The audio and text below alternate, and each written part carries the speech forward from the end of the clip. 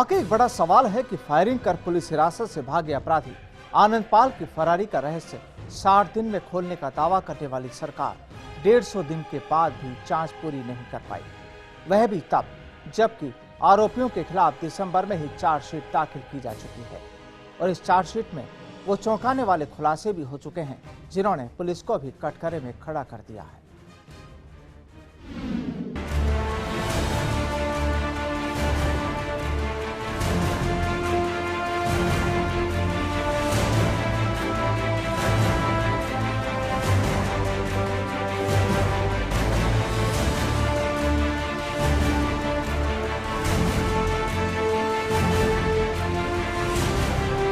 आनंद पाल का प्रदेश में खौफ का वो नाम बनना और उसका इतनी आसानी से फरार होना कई सवाल छोड़ गया। वो सवाल जिसने पुलिस महकमे से लेकर राजनीतिक हलकों तक में हड़कंप मचा दिया। आनंद पाल के फरार होते ही अगर शुरुआत के समय इस मामले में पुलिस वक्त रहते चेत जाती तो शायद आनंद पाल गिरफ्त में आ सकता था, लेकिन पुलिस के लचर रवैये के कारण आनंद पाल पुलिस के शिकंजे से दूर जा निकला।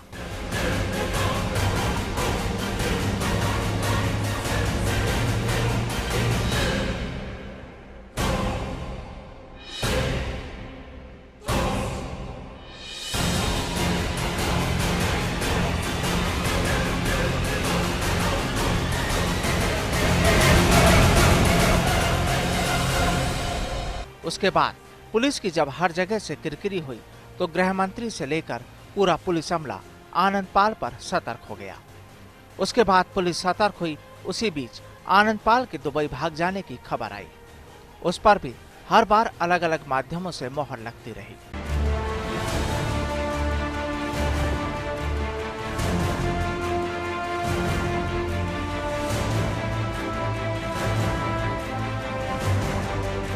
पुलिस को आनंद पाल के कुर्कों ने भी बहुत मुंह चिढ़ाया।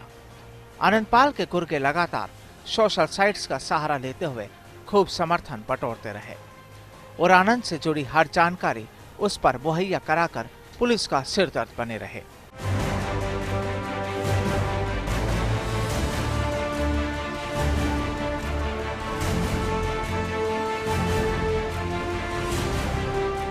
आनंद के दुबई भागने और वहां कारोबार और नेटवर्क सेट करने की जानकारी भी सोशल साइट्स पर डाली गई। पुलिस टीम आनंद पाल के फरार होने के पहले की कहानी में उलझी रही। वहीं आनंद प्रदेश का सबसे प्रचलित गैंगस्टर बनता चला गया।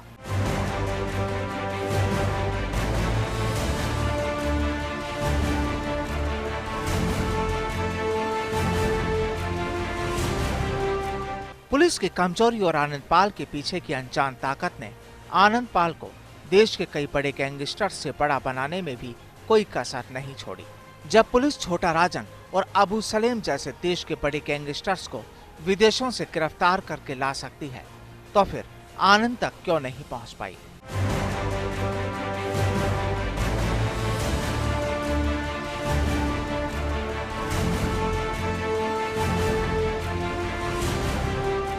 अगर पुलिस जांच की बात करें तो वो भी पर्वत सर से कोर्ट में पेशी और मिठाई की दुकान से आगे नहीं पहुंच पाई। उसके बाद की कहानी ना तो किसी ने जानने की कोशिश की और ना ही अभी तक उसका कोई सुराग पुलिस के हाथ लगा।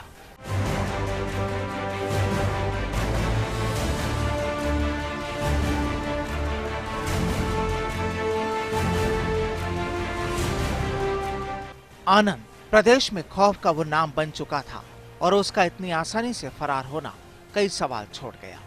वो सवाल जिसने पुलिस महकमे से लेकर राजनीतिक हलकों तक में हड़कंप मचा दिया।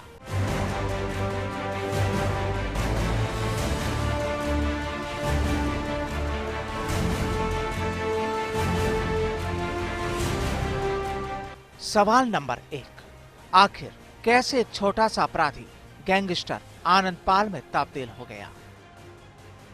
सवाल नंबर 2, किसने की आनंद पाल को भगाने में मदद। सवाल नंबर 3, आखिर कौन है आनंद पाल के पीछे की ताकत। सवाल नंबर 4, क्या आनंद पाल छोटा राजन और अबू सालेम से भी बड़ा गैंगस्टर बन गया। सवाल नंबर 5, किसकी शह पर चल रहा है आनंद पाल। और सवाल नंबर 6, आखिर क्यों करीब 150 दिनों में 150 से अधिक अधिकारी भी आनंद तक नहीं पहुंच पाए।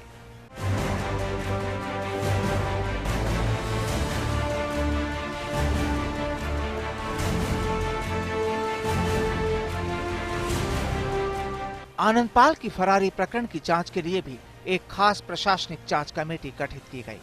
उस कमेटी ने भी अभी तक 4 बार जांच का समय बढ़वा लिया। सबसे पहले 60 दिन का समय मांगा गया और लगातार किसी न किसी बहाने से ये समय बढ़ता गया।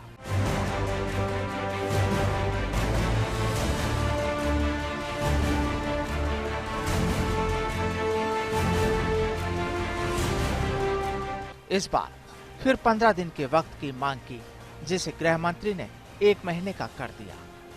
तहकीकात में सामने आया है कि आनंदपाल को खोजने में सरकारी खजाने से अब तक करीब 3 करोड़ रुपए खर्च किए जा चुके हैं।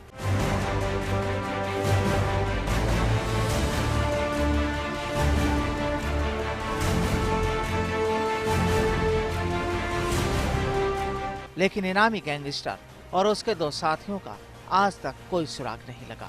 फर्स्ट इंडिया के लिए जयपुर से अभिमन्यु सिंह की रिपोर्ट।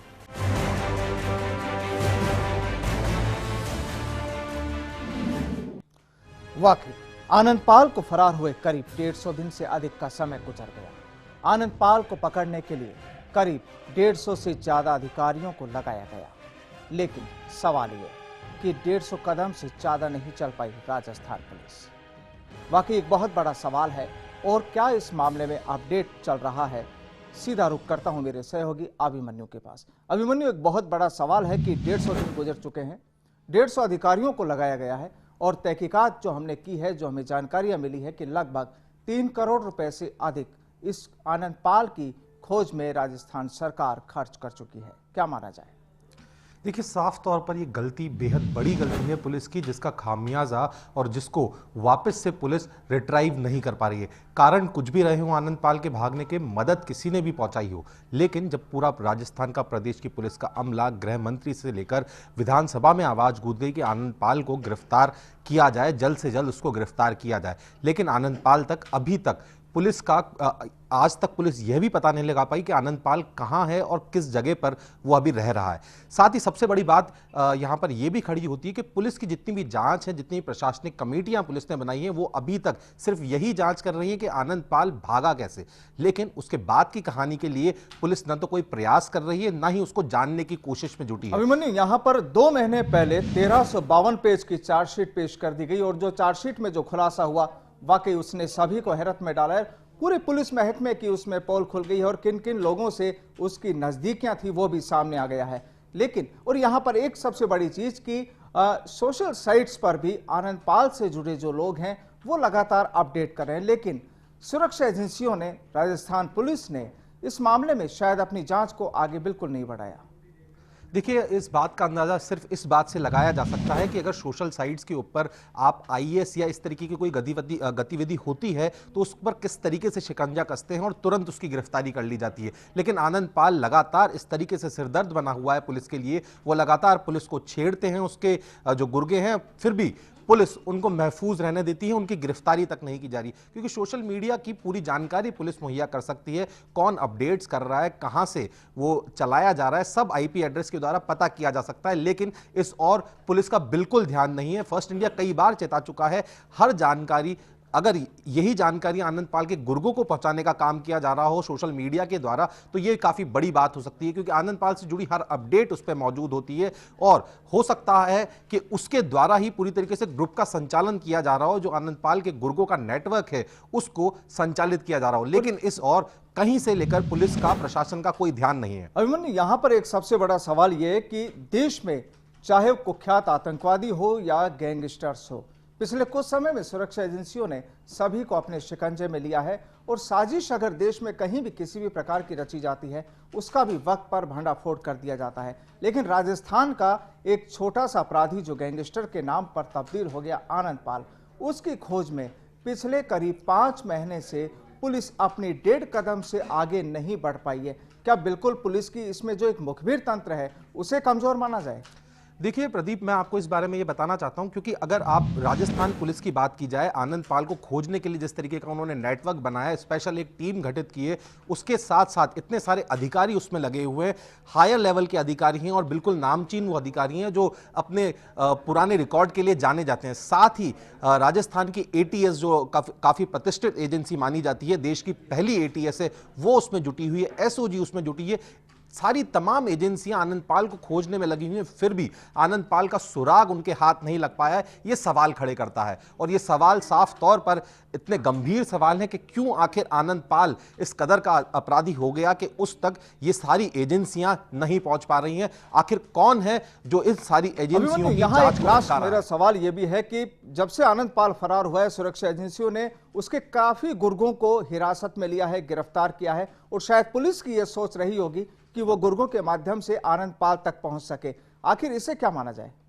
देखिए, अगर गुर्गों के माध्यम से आनंद पाल तक पहुंचने की अगर पुलिस की कोशिश होती तो शायद कई बड़े गुर्गे पुलिस के हाथ लग पाते। अगर बात की जाए इन गुर्गों की, तो ये हम इसे खाना पूर्ति की कार्रवाई कहें तो वो भी कम नहीं होगा, क्योंकि ये सिर्फ पुलिस दिखावटी कार्रवाई कर रही है। छोटे से छोटे अपराधी का जब नाम आनंद पाल से जुड़ जाता है तो वो मामला काफी बड़ा हो जाता है। तो किसी अपराधी जो हथियार तस्कर है या किसी ने उसको किसी मामले में पनाह दी है, उससे आनंद पाल का लिंक जोड़ते हुए इसमें सिर्फ खाना पूर्ति की कार्रवाई इसे कहा जा सकता है आनंद पाल के नाम पर। यानी यहां पर यह माना जाए कि राजस्थान पुलिस जो ये कहती है कि वो आनंद पाल को पिछले 5 महीने से जो खोजने में लगी है वो कभी ना कभी कामयाब होगी। वाकई कभी ना कभी कामयाब होगी, लेकिन पिछले 5 महीने से जो रफ्तार चली जा रही है जांच अभियान की आनंद पाल को खोजने की, उसमें कहीं ना कहीं अभी कोई ना कोई ऐसी लचर रास्ता पुलिस के सामने है जिससे कि पुलिस को अपनी कामयाबी हासिल नहीं हो पा रही है। मेरे साथ जुड़ने के लिए बहुत बहुत शुक्रिया। तो आपने देखा कि जब से आनंद पाल फरार हुआ तब से ही हमारी पुलिस की तबीयत भी नासाज है। जांच का दायरा बढ़ता गया, लेकिन अभी तक हासिल कुछ नहीं हुआ, और फिर चार्जशीट पे जो खुलासे हुए उन खुलासों ने ही खाकी को भी कटघरे में खड़ा कर डाला। वाकई आनंद की फरारी मामला राजस्थान पुलिस के लिए काफी महंगा साबित हो रहा है। फिलहाल तहकीकात में आज इतना ही। मुझे दीजिए इजाजत। नमस्कार।